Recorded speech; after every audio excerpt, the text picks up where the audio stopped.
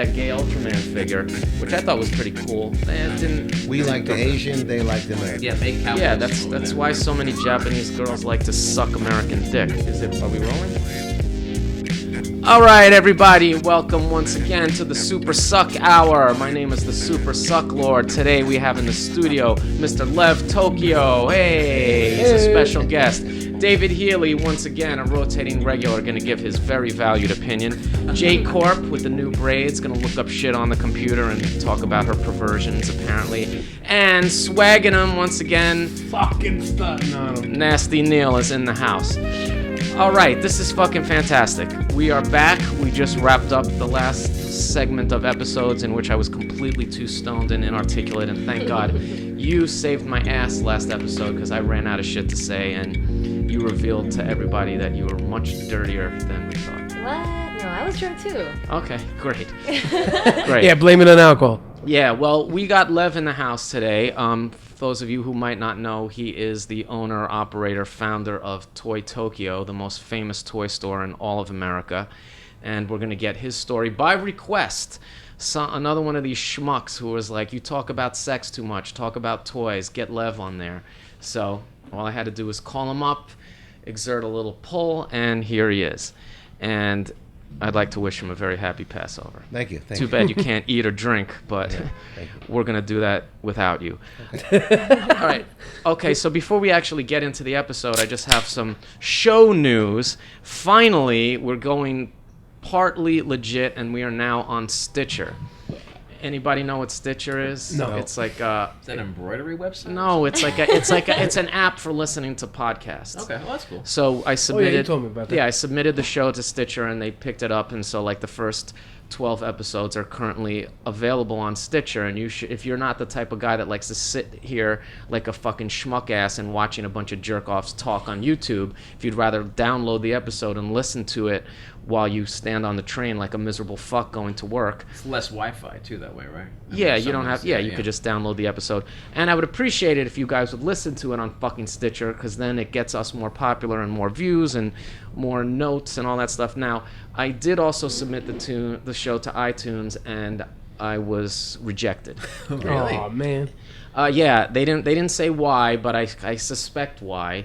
It's probably because not all of the music there was completely royalty free. I might have used some unlicensed tunes, thanks to the Crystal fucking Farrell, although he never made any guarantees that any of it was royalty free. And they have these computers that can look at sound waves and tell if it's a song that's in there. That's crazy. Can you their just banks. cut it to 15-second clips though, and just leave it that way? 15-second clips. Come on, everyone's fast now. Well, 15-second form a clip, band you know. and do a cover. This is a long form. That's as long as an Instagram movie. That's all people This want is to pay long. attention. This is a long form. Just change the song every 15 seconds. This is a long form program, and it's going to remain that way. I'm just going to go and swap out all the questionable music with unquestionable music and get right back on that horse. And then once we get on iTunes, then we're going to be completely unstoppable. Currently, this shit is still in beta phase, so you guys are lucky that you're getting to hear the unvarnished take. Now, last episode, I sarcastically declared that we were so paid from all the sponsorships and donations that we didn't need any more money, and I guess you guys took me fucking seriously because nobody gave us any fucking money. In fact, we only have one sponsor or one donation from the last wave. We got $10 from Kevin Malone. Again, say his name. Hi, Kevin Malone. Thank you See, so much. that's you know why you get the $10 because you're today's guest. he doesn't man. get jack shit. Exciting. He doesn't got jack shit. He got a glass of water. That's enough. So let me remind you guys that we are still not out of the woods yet as far as the complete and impending financial collapse of Suckadelic. So you guys got to keep giving us money. So Kevin. Kevin Malone is a great example, and Con Artist Collective, we got another $1.01 from them because they did the automated donation. So What are the donations, if you don't mind? What are they normally like? Like, do you make? They range from $1 to $60. Okay. And Similar to the toy market, you know? something like that. We depend on the listeners to give us money, and you guys have been listening and not giving us money, so fuck you. Get your shit together and hit that PayPal button. We're also looking for sponsors. We haven't got any sponsors. Haven't got any shit lately. I guess it must have been my lackluster performance that turned everyone off. So we're gonna just say that Toy Tokyo is the sponsor of the episode, and I'm gonna go down to the store and he's gonna give me something for free. Okay. Okay. Thanks. Cool. Thanks. So that's it. Everything's gonna work out great. We actually are going to be beginning a really super official, long-term, and exciting crowdsourcing enterprise. So by the time these episodes are done, you'll have a way to just give us your money in a much more painless way, where you don't even have to think about it. You know, we figured out an app where we can just put a chip inside your wallet and attach it to your credit card, and just anytime you think about me, a couple of bucks gets taken out of your bank account. So that's what's coming up next. And so Can't wait. listen, I'm gonna save it for the next episode. I got into some very big trouble a couple weeks ago on some sex scandal shit, and we're gonna talk about that later. But so, just as a way to appease some of the people out there that have been turned off for all the dirty talk, we're gonna talk about toys, because I am famous, one of the most famous toy designers in all the world. And Lev here can attest to my stunning achievements in this business. And we want to keep acting right got to now. keep I like things that. interesting. So let's just get into it now. David, you used to work for Lev, Yes, although I you did. don't anymore. So I want No. you to be nice and behave yourself and not haze him too hard. We are friends. Now. So we bust each other. We are nice to each other. We do it all. Are So- you guys friends? Yeah. Yeah, we're not. Yeah, You No. weren't friends before? We were friends. Yeah. Okay. No. I thought we were friends. Okay. Oh, wow. So. No. All right, Yeah. let me paint a picture for you here.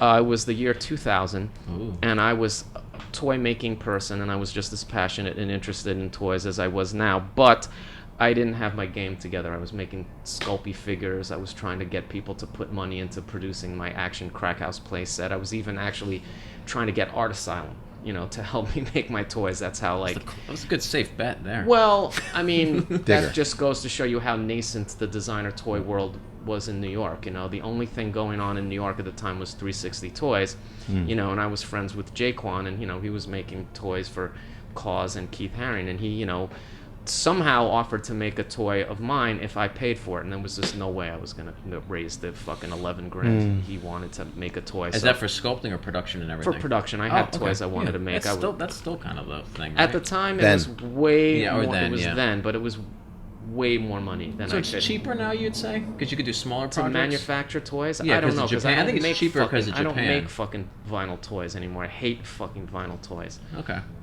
But anyway, I was, there was not much of a toy scene going on in New York, and one day I didn't even think I was at any setup. I was just walking down 2nd Avenue, and I look up and I see this sign that says Toy Tokyo. It's like, I wonder what's up there. So I go in there, and I was living with my mom, and I was just as broke as I am now, even broker. I had no money. I go up to this store, and I'm just assaulted by floor to ceiling, Assaulted. everything, Yeah. everything from designer toys to traditional toys to Japanese. And I was ready Cake to put, I toppers. was ready to put $1,000 on my fucking credit card. He had the Batman exploding bridge play set there. I was gonna buy that. He had every fucking thing. I wanted to buy the Black Smurf. I was ready to just drain my fucking all my credit on this asshole's fucking store. And then I stopped myself. But then I got to know Lev, the guy that started the store, and that was 16 fucking years ago. Yeah. That you've been operating the Toy Tokyo in New York City, and Yeah. you are one of the luminaries in the designer toy world. Somehow, in fact, you even won a Lifetime Achievement Award from the Designer Toy Awards for your contributions to the scene. Yep. So what the fuck is Toy Tokyo exactly? And how did it come to be? Toy Tokyo was a name that I needed to create back in 1989 when I was in Tokyo, Japan. Why were it was you the there? That was the first show I was doing.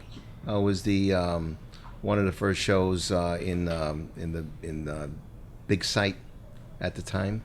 What's that? Big Sight is an area where it's like a huge space where You were already a toy dealer at the time? Oh, in 1989, actually. when you got in, right? No, earlier than that. I started actually in 1984. Buying Yeah. and selling toys? Not at all. No, 1984. I was in Hong Kong. I picked up my first Porsche car. You were some big shot commodities trader at one point, weren't Yeah, you? well, that's why I was in Hong Kong. I see. And I picked up a Porsche that basically resembled a car that I once owned, and it was amazing because you could take this Porsche-looking car and then turn it into a robot. An actual car? Oh, you're talking about jazz. Absolutely. And I didn't know it was jazz. Oh. All I know was a Porsche. And that was the beginning of my You mean that was toy. the first experience, really experiencing Experience, yeah. joy and transformation? Yes. Literally. Yeah, it was pretty So exciting. when you were a kid or anything, you weren't Never had into toys. About what age were you at the time? At that time, I was young. 20s, 30s? Probably 20s. And it was the first time you ever felt happiness from a toy. Yeah, Where yeah. the hell did that come from? It came from just looking at this Porsche that I once owned before, and then having some object that I can hold in my hand, and then turn that object around into different shapes. And And you were immediately sucked into the universe of toys, or was it just sort of like a thing you thought? It wasn't immediately, no. What was the second toy that you ever bought? Second toy was. I'm not going to go through every single toy. I'm just trying to build. I'm just trying to build it up because I think it's fascinating because most of us were into toys since we were little kids. The and there's second been no toy actually interruption. was a request from a friend who was actually asked me to start his collection. And he needed me to help him start a Batman collection, a foreign Batman collection. And since I did a lot of traveling, I told him that I'd be able to hook him up. And sure enough, on my trips to Holland and the shows that I started to do there, those shows are mostly antique shows, but I would, look all over the place and find his toys that he was looking for, the rare shit. Right. And that's what I brought back. I was living in Chicago at the time. Is that Mike or no? No. Mike is Okay, another. so you started buying toys for other people. For a collector, actually, who collected comic, paper art. And now he was trying to collect toys, from foreign, anything Batman-related foreign. And Yeah. can you pinpoint like a moment in time when you yourself became completely deranged with the disease? Well, after I started bringing all these toys back and looking at these toys and checking everything out, and then there was a lot more requests, I decided to start my own Batman collection Why? because I fell in love with the Batman toys. Okay, Yeah. fine. I bet your friend wasn't too happy about that. Not at all. And many people were not happy because all of a sudden I started going crazy and then turned my whole apartment into a Batman cave. A Batman cave. Get I it? believe that's a bat cave. Yeah. Yeah. I mean, but was it still a hobby at this point? Or you? It was a hobby, absolutely. I started accumulating all kinds of rare toys, Batman toys. But can I ask a question? Yes. Why was everybody else mad though? Say again? Why you said no one was happy about it?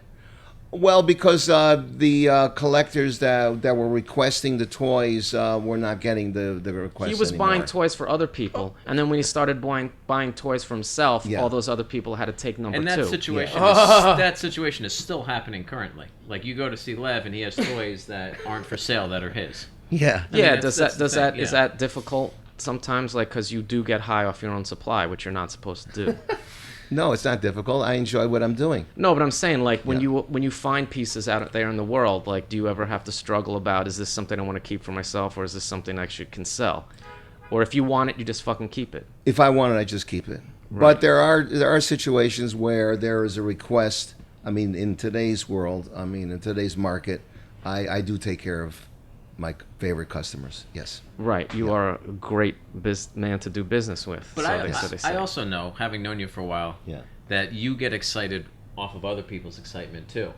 And I've seen you be like, like you're like into, if someone's really into something, you can really spark your interest, I find.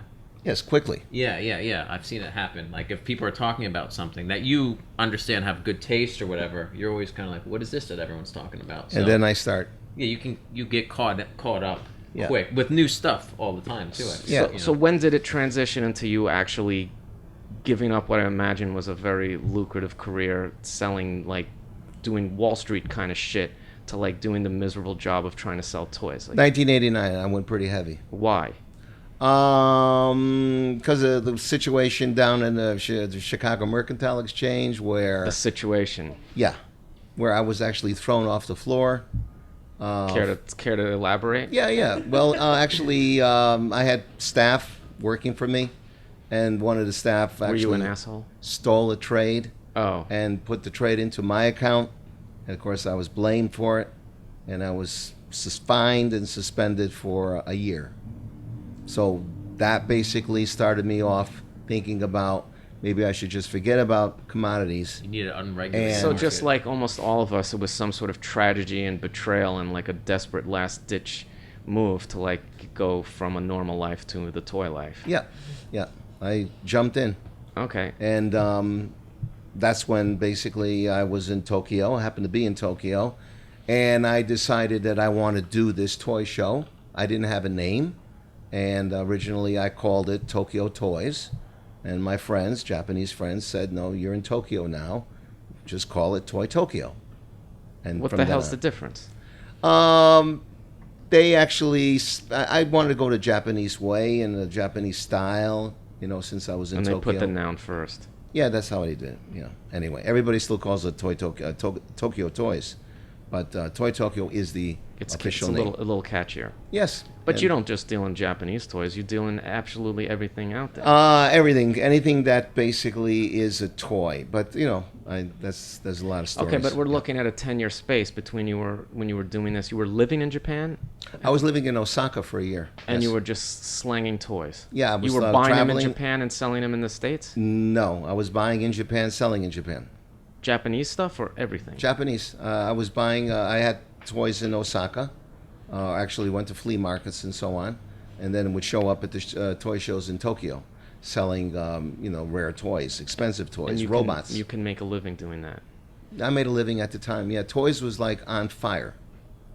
Back in as a 1989. Are they on Was this fire all- now? In Japan? Anywhere. Not at all. Toys this are like toys tin are stuff? fucked now, aren't Was they?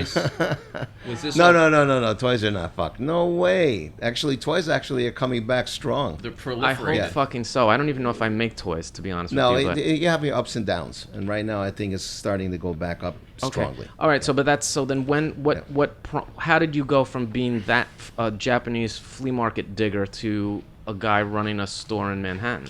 Well, the market finally crashed in Japan. The toy market. Yeah, and I saw it was crashing fast.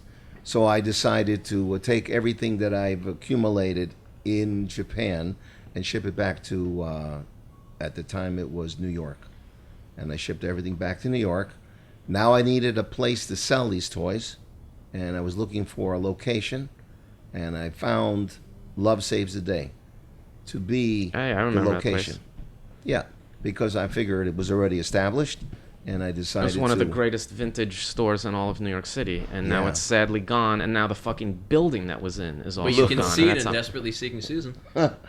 Yeah. I managed to sneak Love Saves the Day into one episode of Toy Lords of Chinatown before they closed. Were you in there when they were empty with Martin? Like when it was just all the shelves I empty? couldn't bring myself to It was go in there. crazy, I was man. so It bummed looks out. like a totally different place with all the stuff Of all outside. the great shit that's been going out of business in New York, Yeah. like crazy, that was probably the worst ones. Next Yeah. to Toy. Well, Toy Tokyo's still in business. CBGB was technically. pretty kind of. And you could see what happened. I mean, the whole building blew up. It was Yeah, ridiculous. literally. Yeah, literally. wow, yeah, I had yeah. eaten in that restaurant just 2 days before. Yeah, and I ate there a week before. Yeah, I've eaten there a couple that restaurant times, was but- terrible, but it was cheap. We had though. fun times though. Yeah, it was good cheap times, if you yeah. wanted to eat a lot of crappy sushi. A for- lot of people in the the toy thing ate there because during New York Comic Con we would Yeah. go there a lot. Yeah, so that I was a think they're classic. probably That was an unaware. inexpensive sushi meal. Yeah, and then the person who owned the building didn't seem to want to follow any of the rules when it came to like gas lines or any of that shit. Yeah, and the we whole won't talk fucking about that. building First time exploded, I ever but- ate in that restaurant was with you the night before the night we went to Atlantic City. Remember we got back, and then, yeah. Okay, so you were gonna sell your toys at Love Saves the Day. No. I wasn't going to sell my toys at Love Saves the Day. I was looking for a location near Love Saves the Day. Oh, so you could get And the I saw a spillover. second floor right above Love Saves the Day, vacant, empty. And got a hold of the owner, but it was a different owner, and got the place and took the place. But before I moved into the store, I needed to basically figure out a way to raise some cash in order to keep going. So I decided to sell my Batman collection. So I filled that whole store up with my Batman collection and did a private showing for some individuals and got one guy to buy my whole collection. The whole collection for how much? $150,000. It was Bruce Wayne. Wow. Pretty good. Yeah. I guess you spent all that money by now.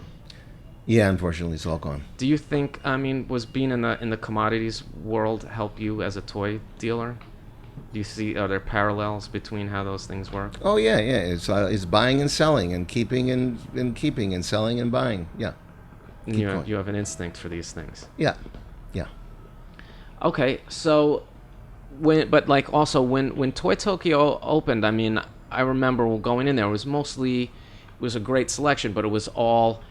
If I remember correctly, it was mostly traditional toys, licensed toys. There wasn't no art designer toys. What are we calling it these days? Nowadays? Designer Indie, toys, urban independent. vinyl, indie Independent toys. What are they? toys. Art Yeah, toys? What are we designer calling it? toys. I think Designer independent. toys. Designer toys still Yeah, works. Yeah, Yeah. still works. Did you have that shit from the beginning? Not at all. Not What's at so all. fucking funny? I think independent. He's trying to push this independent toy Yeah, thing. yeah, He's got yeah. bulldozed. No, before the designer toy, actually, the trend of the whole the reason behind the designer toy, it all started actually from the advertising toy, the advertising toys that were out there at the time, You had a shitload of that stuff. like Sony Boy and Olympus Boy and one all of, these. one of the things Yeah. I almost bought in that first fever that when I went into your store was like the contact pill. Yeah, yeah, Yeah, oh, yeah, yeah, it's yeah. filled with That the was- other Filled with the little, pretty with the crazy. little. Yeah, promotional Yeah. figure. Yeah, Yeah, it a was lot like- of it came from Japan. Yeah, And- I almost bought You that. still Thank have a God I Sony didn't Boy, buy that. right? Yeah, I still have the Sony Boy, the Yeah. big Sony Boy. I love Sony, but So the wait, characters so you on were Sony. heavily into those things? Yeah, I was. Actually, other collectors were actually asking me to buy them for them, from all over the world. In fact, I had a senator friend who was back, I think, in Chicago, and he was a senator collecting advertising toys. So before there was ever State senator or U.S. senator? If he was there in- was a U.S. senator. Yeah, Really? yeah. Okay. Was it Barack Obama? No, it wasn't Barack Obama. Okay. I knew it.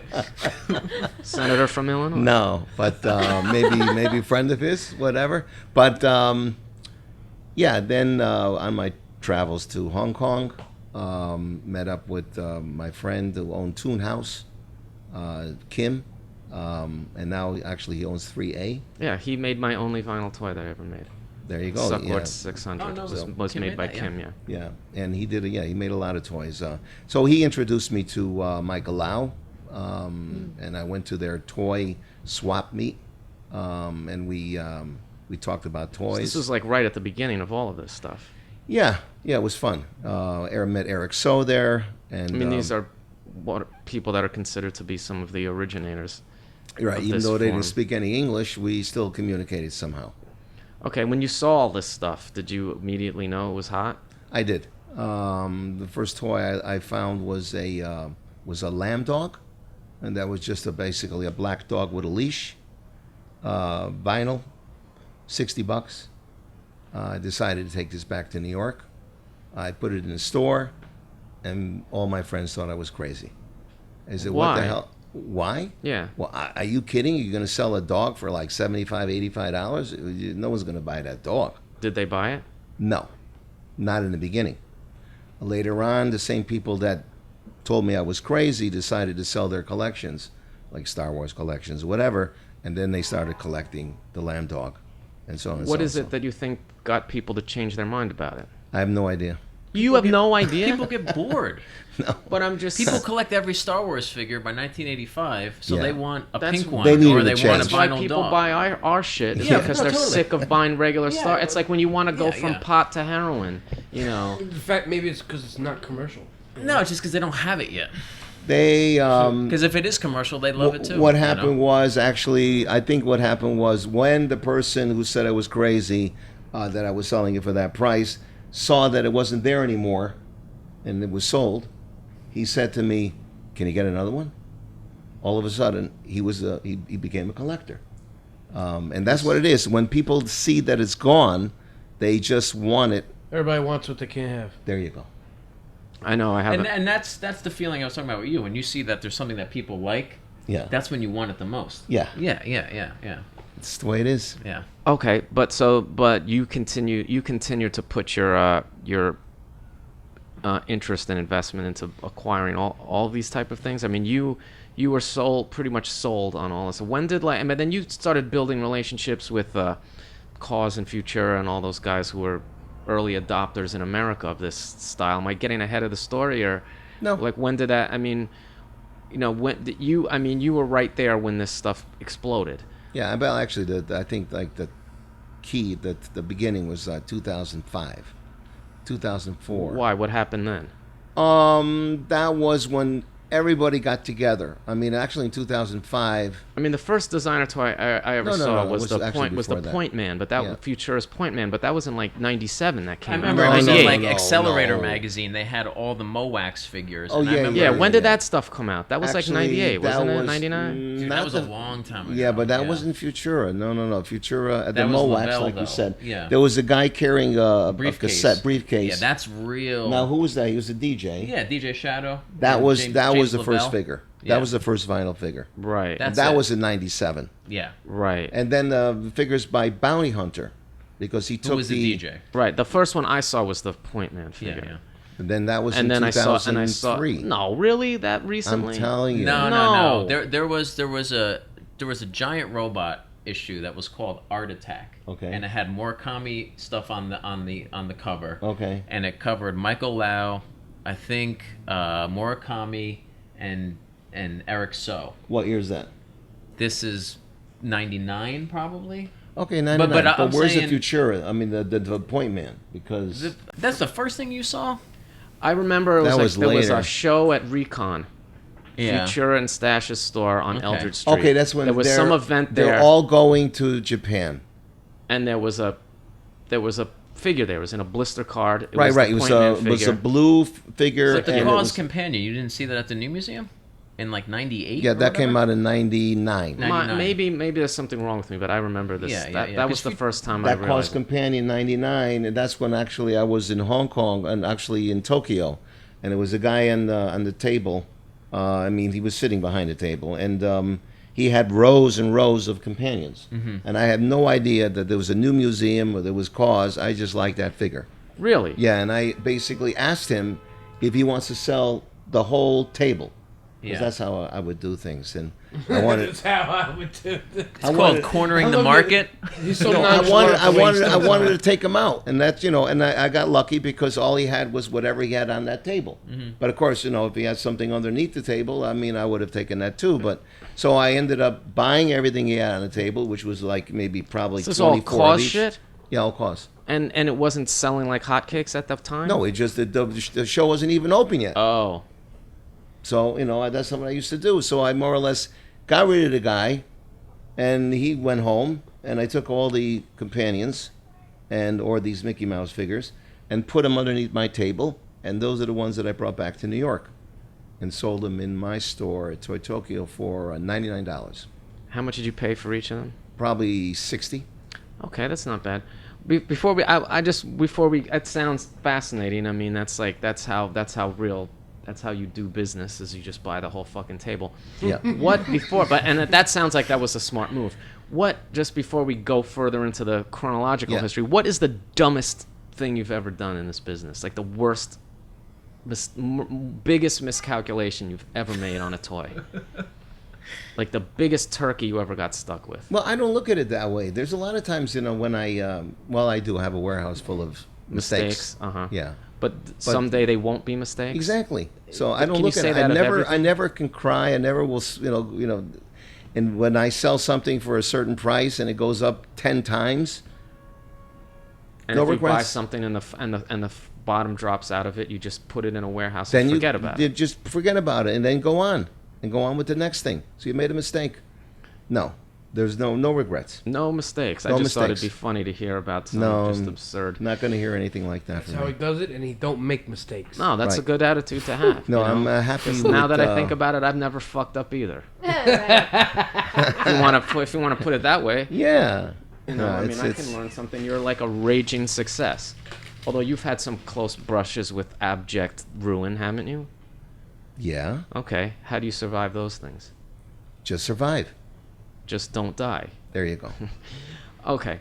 So, I mean, I remember it was a big fucking deal when I would go to Toy Tokyo all the time. I don't remember. You used to work at Toy Tokyo. That's Yeah. probably how I met you.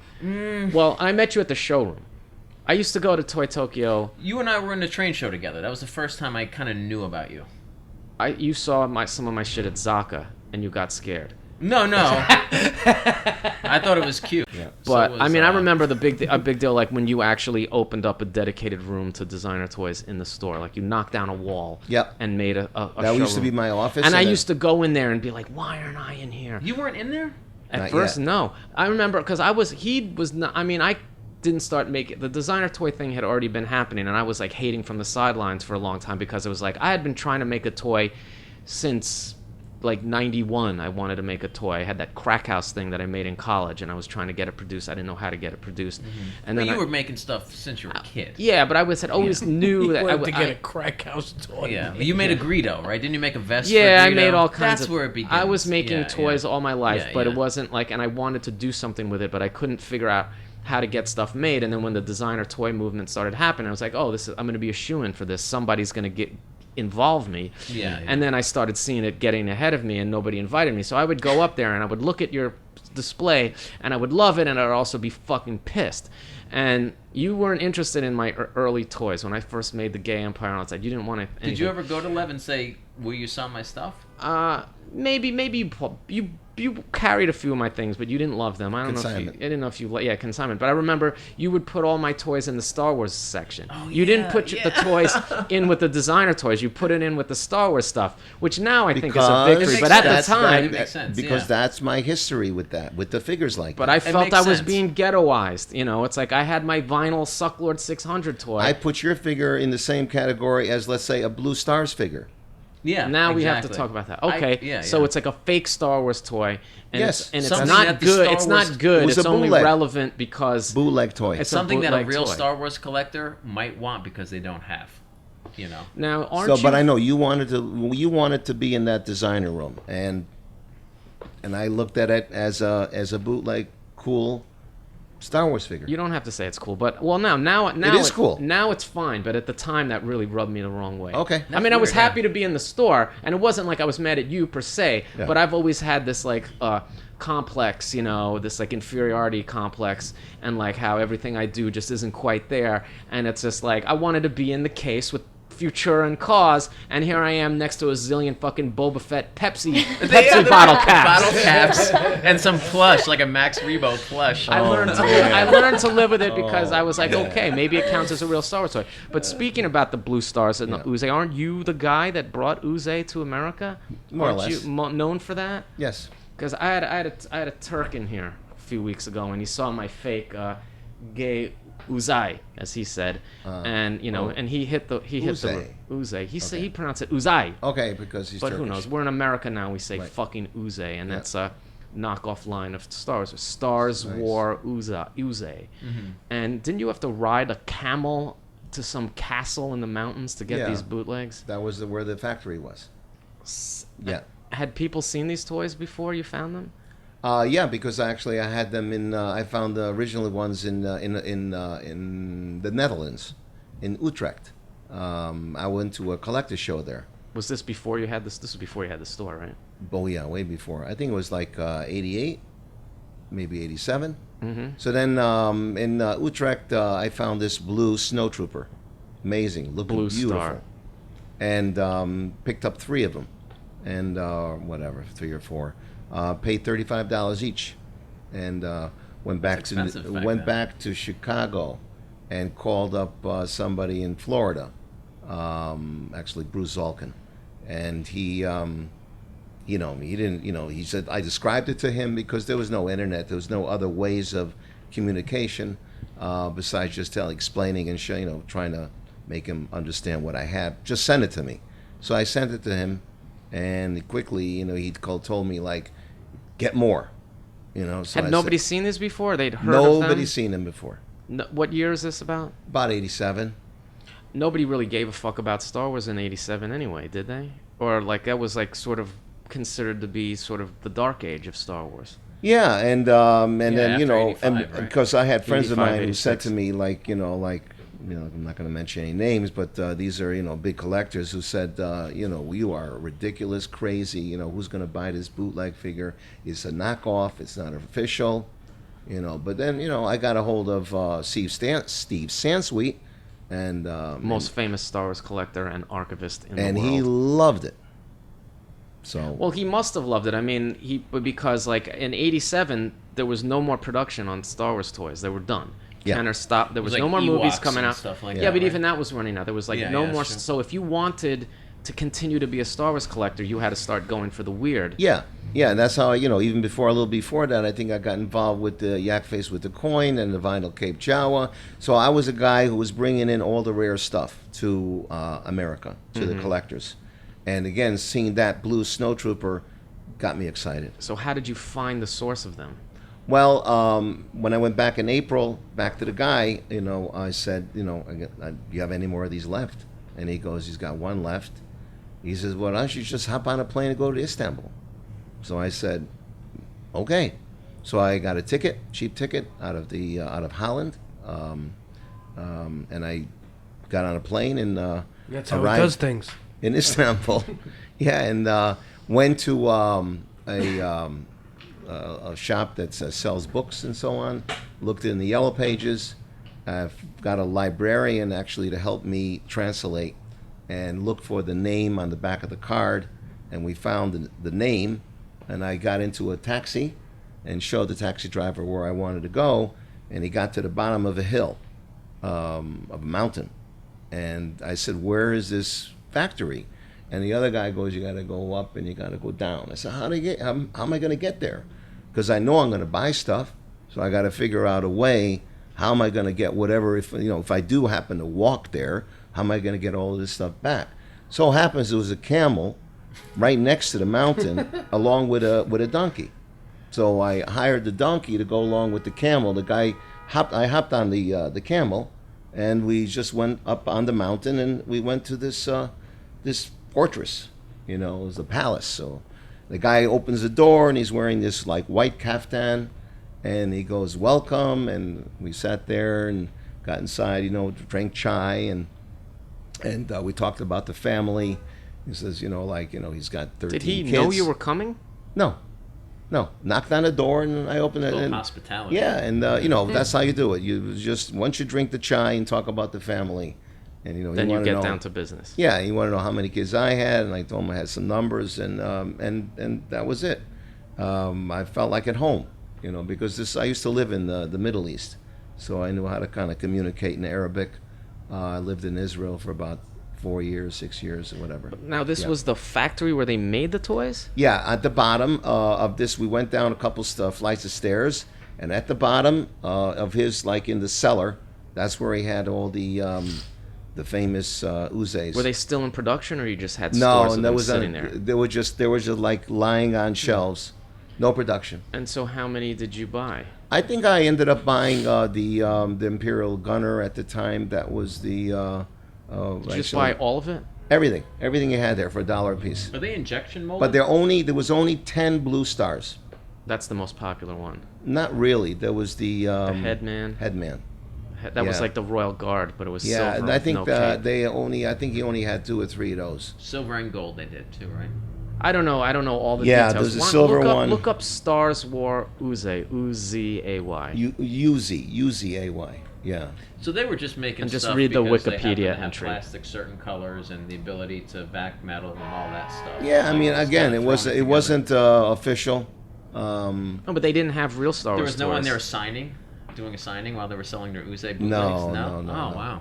So I mean, So but I do you ended up, think- I don't know how many I took, but I ended up putting it in a box. I was worried about going through customs back because, I was just afraid it might ruin the figures. and also so it's on. counterfeit merchandise. Exactly. That's another Nothing thing. happened. Nothing happened. They don't give a fuck. No. So we put the actually it was 2 boxes, and we put them on the donkey, and I got back on the camel and went down down to the bottom of the hill. So this is a one hump camel, not a It's a 1 hump, Is that a dromedary. dromedary? not There the you 2. No. So what happened when you got them back to America? I was excited, and basically immediately I put the price up to $100. And again, I have friends of mine who told me I'll never be able to sell them. I brought them to a show, one at a time, put them on the table, and I never brought more than one. I just put one out, and then it would sell quickly. Did you think that you infused the largest bulk of these figures into the marketplace since they Not at were all. originally issued? No, No. I didn't think I didn't know. I never thought about that. I just think it's a neat story because these Yeah. are Sounds great, these yeah, are yeah. legendary toys, and it's cool to know the guy that Just actually. the story. It sounds like Yeah, Indiana but Jones. well, no, I mean Yeah. you finding are. Star Wars figures. No, but there are other stories I can tell you about Star Wars figure. Let's go back to the yak face with the coin. That was the most exciting because they were coming from Canada, but Oh, that was the Tri logo one. yeah, right, the with the tri French logo. on it. Yeah, with the coin. Yak face. Did you find the Uze thing? Yeah. Just read it real quick. No line of unlicensed Star Wars figures is as sought after as the Turkish line known as Uze. Produced sometime in the latter part of the 1980s, the primary charm of the Uze figures lies in their blister card art. Not only are the card images incredibly cheesy, at their best they border on the psychedelic. To some collectors, a figure like the Imperial Gunner, the blister card of which shows the figure standing beside a cleverly photographed calculator, is just too goofy to resist. And don't get me started on the Chewbacca blister. Do you think they really have gourds on Kashyyyk? Trying to complete a set of Uze carded figures is a daunting task. It might even be impossible. For one thing, the figures are exceedingly rare. Although certain figures, such as the AT-AT driver and Stormtrooper, have turned up on the collector's market with some degree of frequency, others, among them the mysterious Headman figure, are thought to be one of a kind pieces, and their owners are often not easily persuaded to sell. Additionally, the packages of these figures are quite fragile. Their bubbles, for instance, are made from a very weak and brittle plastic, which often breaks given the slightest abuse. In short, if you're a collector who wants to start collecting Uze figures, you'd better be prepared to 1. Spend a lot of money, and 2. Accept lesser conditioned pieces when the situation necessitates it. But don't worry, such concessions are made in the interest of collecting high-quality, beautiful merchandise, right? It's amazing that just bootlegs get that kind of reverence. I mean, I wouldn't be in business if people didn't take bootlegs that fucking seriously. Yeah. Yeah. So, It's hot. so then, what happened then? So you were obviously winning. You were doing all this stuff, and then you had a successful store, and you were doing all this crap, and you were right up in there when the designer toy movement was starting to flourish in that first, those heady early days when the sky was the limit, and you went and opened up a fucking art gallery in addition to that. The showroom. The showroom, yeah. That was in 2004 you opened that, right? Yeah. And Yeah. Yeah, it was summer- because in 2005, that's when we had the train show. the train show was in Yeah. 2004. The train show was 2004. Or 2004. Yeah. See, Again, the that- numbers, it's whatever. I mean, that was 2004. It was a 100-year anniversary of the subway train in New York. Yep. right. That was the first custom show I'd ever been in. Me too. I had finally gotten to the point where somebody invited me to be in a show with real artists. You were right over That was the an amazing door? show. Yeah, it You were was right over great. the door, Yeah, right? you were in that show too. Yeah. That's when I first started. That's when hanging out I- with you. You were like that weird guy that always has weed. Yeah. That's why. Still. That's when I found out about dealing with artists is not the easiest. Yeah, tell us all about that. Well, I mean, How many people were in that show? over 100. plus. That's Yeah. crazy. Yeah. Yeah. And every one of them needs their own individual. their own wall, their own side. I'm not going to be next to him. I don't want to be next to her. I'm going to kill that person. When It's does it graffiti. do again? That's graffiti. When is it gonna? When do I have to have it again? Can I change the price? Yeah, well, that's. I yeah, still that's think an- that was I'm the best FedExing show. it the morning of. I still think that was the best show. That was an amazing show. 2 floors, actually. It was the showroom and downstairs. We had I think maybe 4 guys, security, all police. It was pretty cool. Yeah, but then you proceeded to run like a zillion shows like that. Yeah. I mean, I think that was like one of the earliest platform shows ever, wasn't it? Yeah. Then I remember you were in the Simpsons show that we had. Well, the next one I was in did that too? was the Me too. Circus Punk one. Oh, the circus. Circus Punk one. Circus Right. Punk was after that? Yeah, Yeah. and I just Then it sold, was The Living Dead. I was in that. I was still in that. have that piece. I Yeah. sold the subway train. I didn't sell at the thing.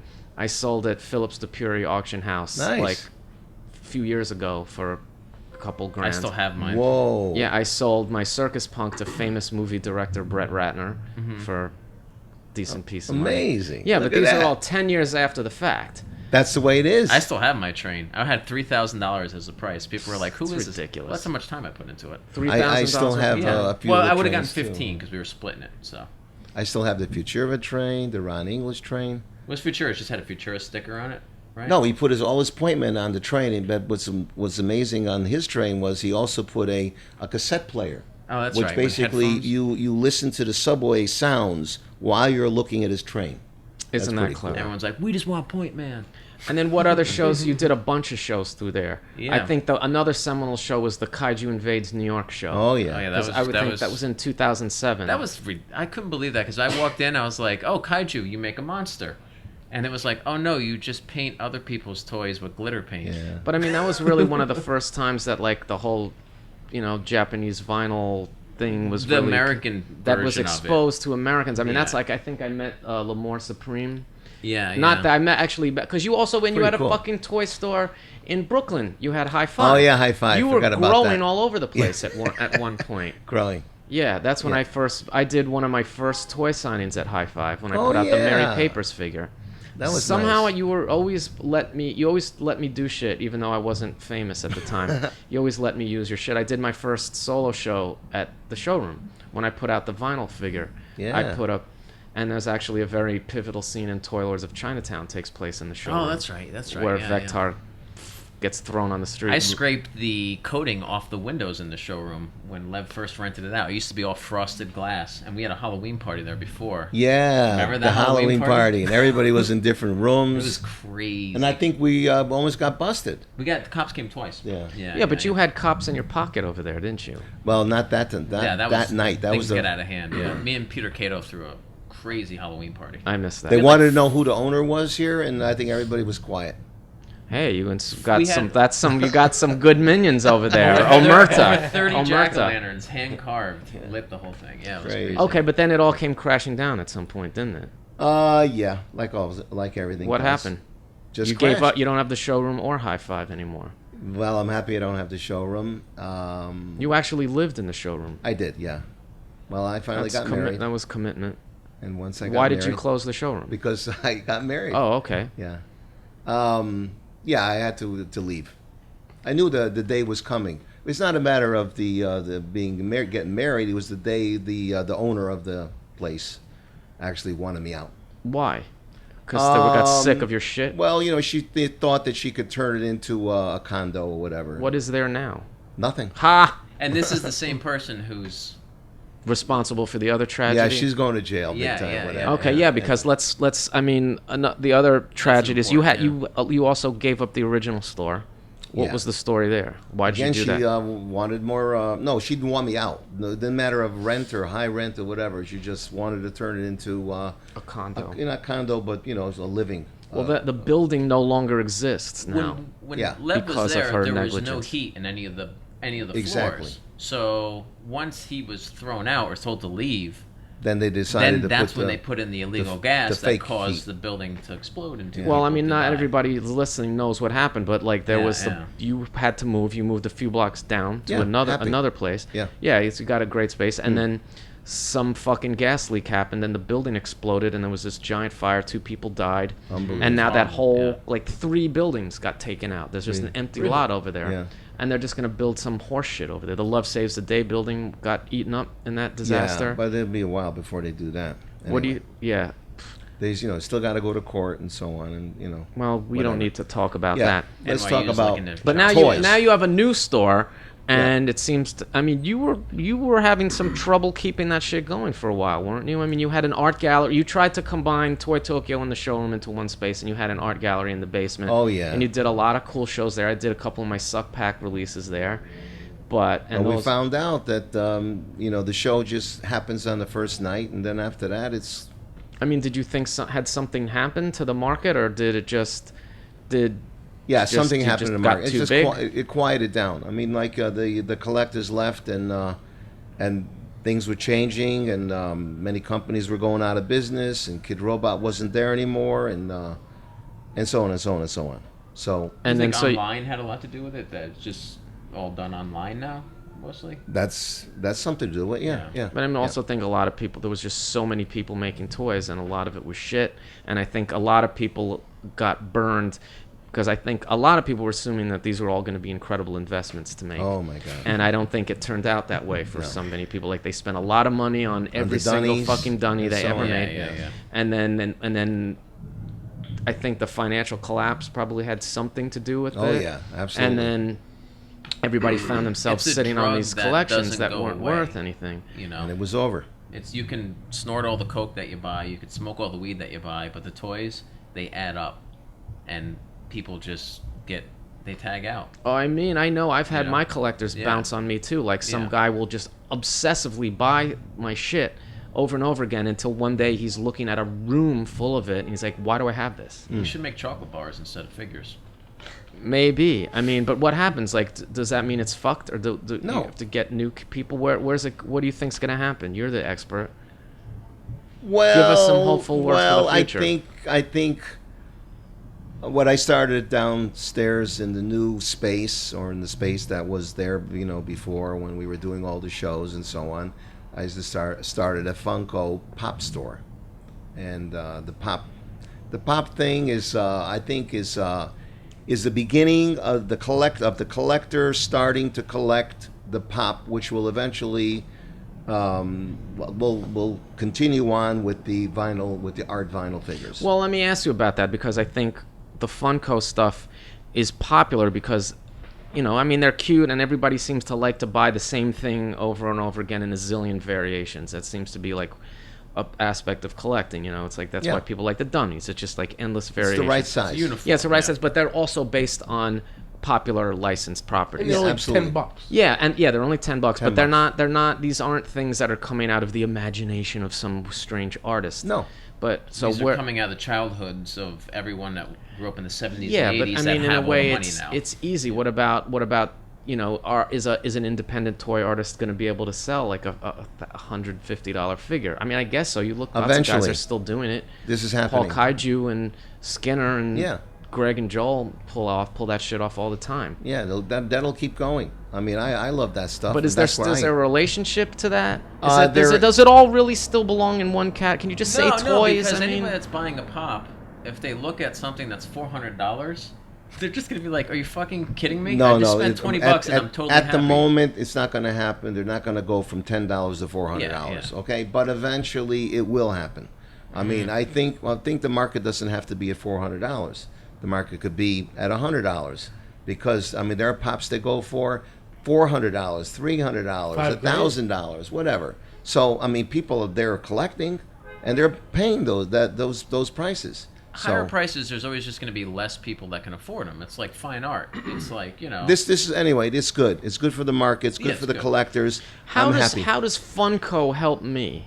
How does Funko help you? Yeah, how does that being popular help me sell shit? It's the collectors. You have collectors who are collecting Why do people collect things? because it's an they love it. addiction. They love it. I mean, it's just imagine if you got one, you want two, and you want three, and then you want a collection of 4 and 8, and so on. It But keeps who going. needs all that it's crap, an really? unhealthy habit that. No, I don't consider it. No, it's not unhealthy. Well, if you're curating and stuff like that. and Also, you and- can't go I'll on put it- record saying that the people that buy this stuff are deranged. I can, but There's you can't. something to a person who, if they don't have, and I'm saying you take a risk to bring art into your life, but it is a risk. It's not a smart thing to do if you only have a couple $100 in the bank to spend a couple $100 on this thing that costs. If I buy something, I don't care if it's going to go up in value or not. I just buy it because I like it. Exactly. well, yeah, I know, but it's not. Would you be pissed off if it was selling for half the price like a year No. later? You But wouldn't care.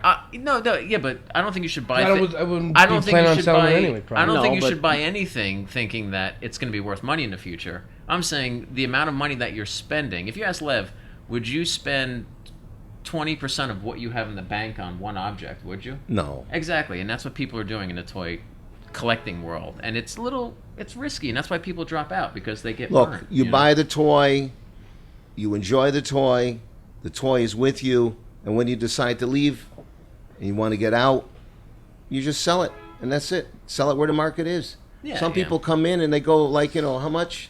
They buy it for 10, they'll sell it for 5. But they had it for couple of years. So you like it, you rented it out. Exactly. Yeah, they yeah, enjoy yeah. it.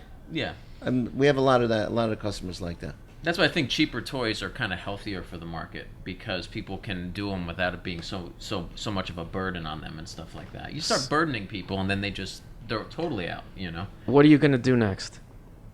Where does you see this going? Where do I see it's going? For you personally, or as Toy Tokyo, are you happy where it is right now? I'm happy with it, and I think it'll keep going, and I think it'll get better and better. And I think we hit. What do you mean by better? I think there'll be more collectors coming. I've seen it already with the toy thing. I mean, people are kind of like they're out of the art, you know, the art, basically the paintings and the prints, because those are going at higher prices, and a lot of people from that you know, those collectors are coming to the toys. Was 3-dimensional, something to hold or to look at and to move around. I just think that the collectors will, the new collectors are coming, and they'll help the. Are the new they'll help collectors us. different than the old collectors? No, not at all. No. Not at all. They're No. just ready to buy The into new it. ones, yeah. Yeah, they're ready. They're ready ready to jump in. The same dream. Same dream. The same dream. No, it's pretty exciting. I think there's a future here, and the future will continue. Okay. Well, what about like? How do you think these things will be remembered by posterity? Do you think this is actually important artwork, or is this just going to be? Is this ever going to be considered as important as? Will these things exist in museums in the future? I or- think they will. Absolutely. Yeah. Right. It's an interesting It's a thing. history. I mean, you go, you know, back in what you did from the beginning, and I think we talked about and asked you, you know, what's the rarest figure that you have, and that happens to be the early ones that you did. I mean, those figures I think will eventually probably go into the Smithsonian Institute. That'd be nice. I mean, you got to look at it like, if you look at it like graffiti, like right now graffiti's happening. If toys, Yeah. how long was it before like the guys that started it really came into their own and started doing shows in Europe? and stuff? Graffiti. I mean, didn't it happen kind of wasn't like the first like wave of interest in graffiti from the art world like in the early '80s, wasn't it? Or No, the, I'm saying the fun like, gallery. not so much because that was currently still happening. I'm saying guys that did something in the 70s and the 80s, going as like men and doing shows in Paris and stuff. So like you that. think like 15 years from now, 20 years from now, people are going to be giving you a lot of money to just keep doing the shit you did fucking 30 years ago? I think there'll be an interest in it. Yeah, because Yeah, it's more like- so. Yeah. I think that's just the way it goes. You know. Yeah. Just keep on doing what you want to do, and enjoy what you're doing, and you're just going to be successful. Well, Connect that's with words. that's great fucking advice for somebody who managed to be fairly successful in a really, really fucking difficult business. I mean, this is a fickle ass world, and I've known people that have just wrecked their ship on the rocks doing this crap, just going all in on something, and some fucking stupid toy store, some production, wiped the fuck off the face of the earth, and just disillusioned and pissed. And you weathered it all, so you're obviously something magical about you. And thank you everybody for listening to the Super Suck Hour. My name is the Super Sucklord. You can find me on all the social media at fucking Sucklord. You knew that. Snapchat, Sucklord66. Nasty Neil, WSTLNDTC. WSTDTLNT. You can find him Forget on that all the STD. things. He's a genius on fucking forget Snap. that. He's a genius on Snapchat. You should follow him. He does cocaine on Snapchat sometimes, don't you? Chill, my mom. Well, I saw something. I saw some bumperoonies. I asked him, sharing is caring, but he just came back with me with the LOL, so. You don't care. You don't care. Because sharing is caring, and I don't care. I say that all the time. Jcorp TM, she didn't have much to do this episode, but we heard a minute of her and she was great. Jcorp TM on all the socials. Healeymade, he's a famous toy making guy, and we're going to hear more from him in the next episode. And Lev Tokyo, we can find Toy Tokyo at Toy Tokyo, or is it Toy_Tokyo? Who does? Toy_Tokyo. Who the fuck runs your Instagram? You? No. Oh God! Why? You don't have time for that but you also shit. have your own personal one. I have right? my own personal Lev, one. Lev Buys Tokyo. Porsches and Lev takes Tokyo. fucking Lev flights, whatever. Tokyo, There you go. and that's the Super Suck Hour, and we'll see you next week, motherfuckers. Yeah. Woo! All right, Done. break. Thank you.